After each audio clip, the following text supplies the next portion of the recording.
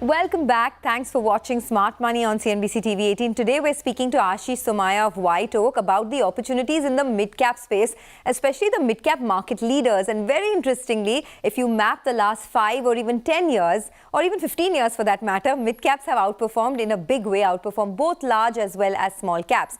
But Aashish, I just wanted to understand currently what situation are we in as far as either regulatory or policy tailwinds are concerned? What could drive the mid-cap performance in that sense?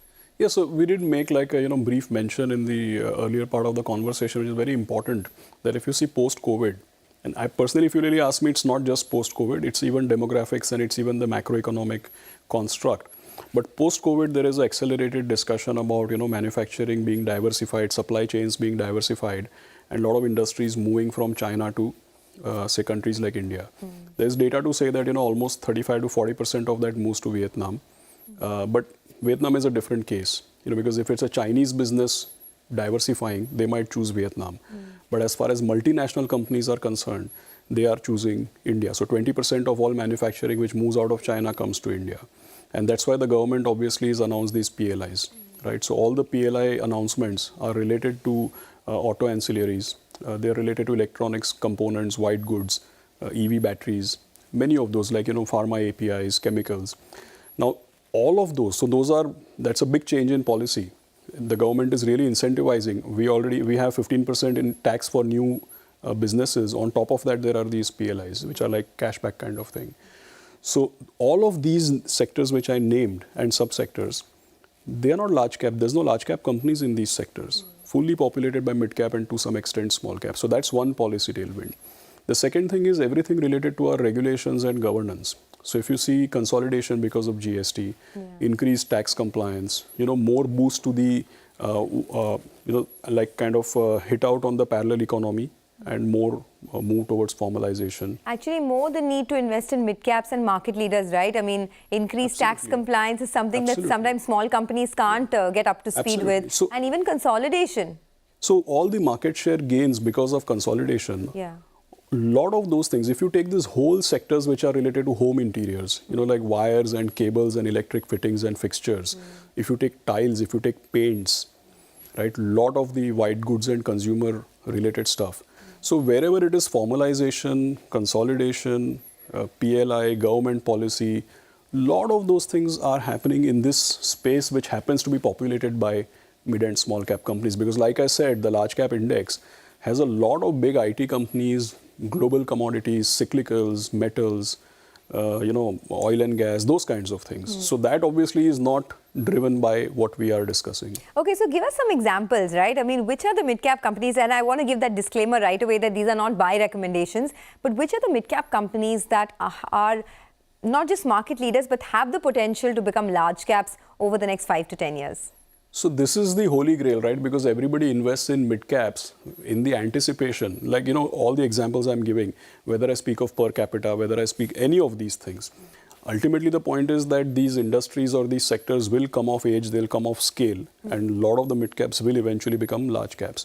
So if I can give you I gave you 2 examples. Let's say, for example, there's one outlier, right? Say L&T Infotech, till very recently, used to be upper end of small cap or just a mid cap, and it's become a large cap. So there are very few examples that in a 5-year holding period, a small and mid-sized company actually becomes large cap, right? And we did some data crunching, which actually says that if you hold the mid-cap index, like a chemistry lab experiment, you hold the mid-cap index for 5 years and just go away, come back 5 years later, 40 to 50% of those companies will remain mid-cap, but give you a decent return. There are still 15 to 18% of the companies which have a track record of moving from mid-cap into large cap and giving outlier returns. So what are these examples? Like say, for example, if you see, I just mentioned to you, like Titan, for example, was a small company or a mid-cap company and then became large. Now, if you look at it in today's terms, again, very difficult to forecast, but if you see in today's terms, a lot of the chemical space, which was small cap and has now become mid-cap, but if you look at it at a 5-7 year horizon and whatever we're talking in terms of consolidation or manufacturing and exporting, then a lot of those could actually, that space. The second one, I think, is a lot of companies in the consumer discretionary space.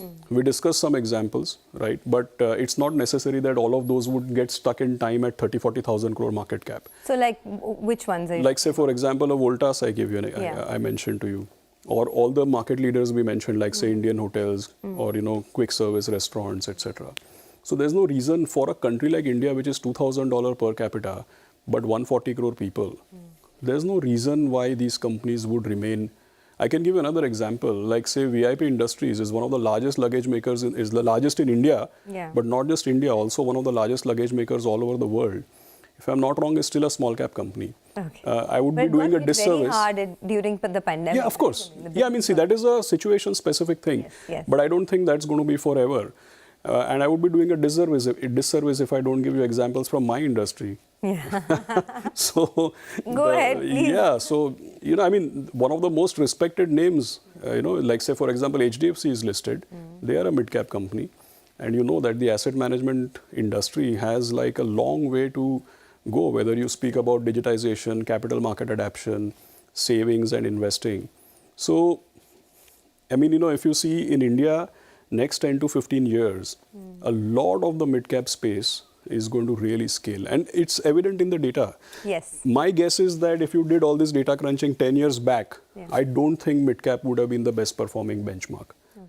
But in recent times, it's turning out that way, and my guess is it will sustain like that for the next 10, 15 years, purely because of the stage of evolution that we are in. And even if you look at it, the 15-year, if in the last 15 years, it's what, a 13% gain that the mid-cap index has given.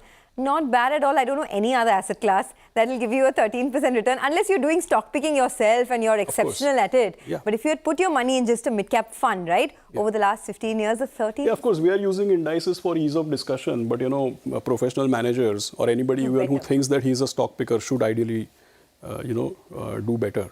My guess is that this data wouldn't have been like this if you did the same data crunching 5-6 years back. So I think something has changed in our construct in the recent few years because of all the tailwinds we discussed. And my sense is it's just the beginning. It will remain like that for times to come, at least foreseeable future. Okay, on that optimistic note, we'll let you go. Ashish, thank you so much. It was a very informative and entertaining discussion. Thanks a lot for being with us on Smart Money. With that, it's a wrap. Thanks a lot for watching. We'll be back again, same time, same place next week.